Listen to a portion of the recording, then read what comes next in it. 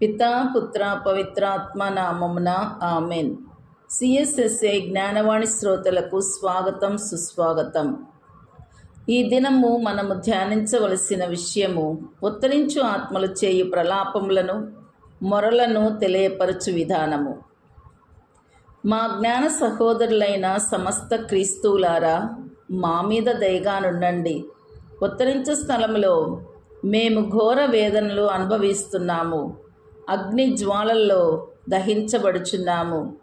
మా ఉత్తరింపు కొరకు మీరు కొంతైనా ప్రార్థనలు, తపోక్రియలు, దాన ధర్మములు, ఉపవాసములు చేసి మాకు విడుదల లభించినట్లు ప్రయాసపడండి అని మనల్ని వేడుకొనుచున్నారు.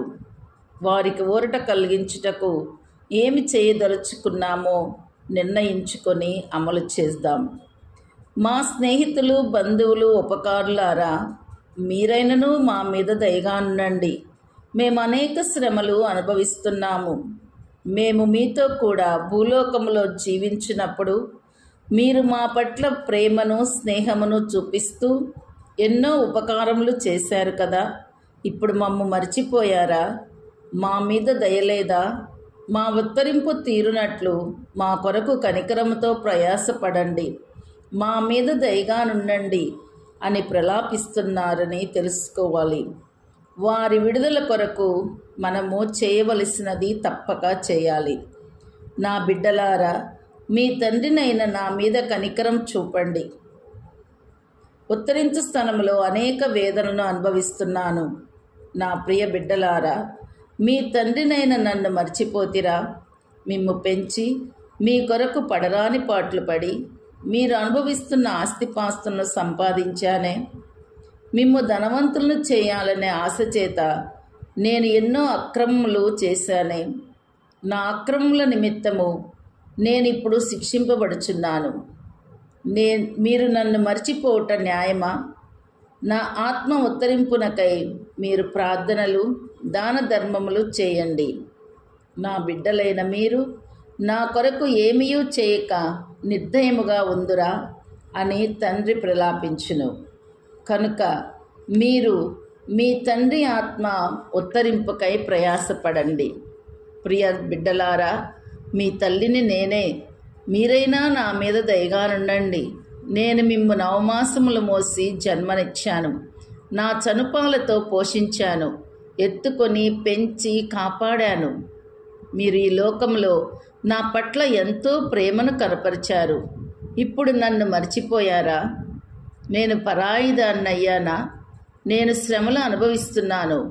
నా విడుదల కొరకు ప్రయత్నించరా?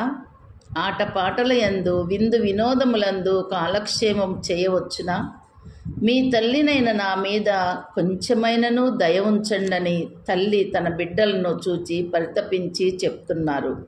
ఇటువంటి ప్రలాపములు వినియు వారి ఉత్తరింపు కొరకు ఏమీయూ చేయకుందుమా? అట్లనే బిడ్డలు తమను మరిచిపోయిన తల్లిదండ్రులను వేడుకుంటారు. భర్త భార్యను చూచి, భార్య భర్తను చూచి మొరపెట్టుచుందరు.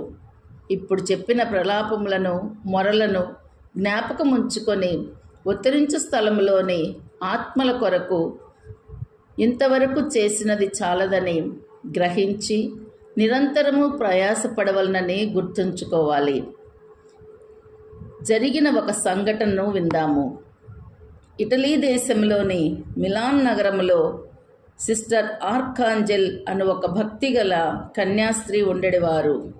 ఆమె ఉత్తరించు ఆత్మల మీద భక్తి కలిగి వారి కొరకు జపములు, తపోక్రియలు, దివ్య పూజలు సమర్పించెడిది. ఒకనాడు ఆమె బాగా ప్రేమించే ఆమె తండ్రి చనిపోయారు. ఇతరుల ఆత్మల కొరకు ప్రార్థించినంతగా ఆమె తన తండ్రి ఆత్మ కొరకు ప్రార్థించడం ఏ కారణం వల్లనో మర్చిపోయారు. అనేక దినముల తర్వాత ఉత్తరించు ఆత్మల పండుగ నాడు ఆమె ధ్యానంలో ఉన్నప్పుడు ఆమె కావలి సన్మనస్కుడు దర్శనమై, నా వెంబడి రమ్ము అని అనెను. ఉత్తరించు స్థలమునకు తీసుకొని పోయారు. అక్కడ వేదనలు అనుభవించున్న ఆత్మలతో పాటు ఆమె తన తండ్రి ఆత్మ కూడా వేదనలను అనుభవించుటను గాంచారు. ఆమె తండ్రి ఆమెతో, నా కుమారి, నీవు నన్ను మర్చిపోయావు. నేను వేదనలను అనుభవించున్నాను. నీవు ఇతరుల ఆత్మల కొరకు ప్రార్థిస్తున్నావు. నీ ప్రార్థనల వల్ల అనేక ఆత్మలు మోక్షమునకు పోవచ్చున్నవి. కానీ నీవు నా కొరకు ప్రార్థించుటను మరిచిపోయావు. కనికరముతో నా కొరకు ప్రార్థించమని అర్థించాడు. సిస్టర్ ఆర్కాంజెల్ గారు, నా ప్రియ తండ్రి, మీరు మోక్షం చేరు వరకు నేను ప్రార్థిస్తాను అని వాగ్దానం చేశారు. తన కావలి సన్మనస్కుని నేను నా తండ్రిని మర్చిపోవుటకు కారణం తెలుపమని అడిగారు. సన్మనస్కుడు ప్రత్యుత్తరముగా, నీ తండ్రి జీవించి ఉన్నప్పుడు ఆత్మ కార్యములలో అశ్రద్ధ చేసినందువలనను, సర్వేశ్వరుని తగు విధముగా సేవించనందువలనను దండనగా దైవ సంకల్పము చేత అతన్ని మర్చిపోయావు. దైవ కార్యములలో తన ఆత్మ ఎడల అశ్రద్ధగా నుండి వారికి అలాగున సంభవిస్తుందన్నారు. పాప సంకీర్తనము ద్వారా పాప మన్నింపు పొందినను ఆ పాపములకు పరిహారం చెల్లించాలి.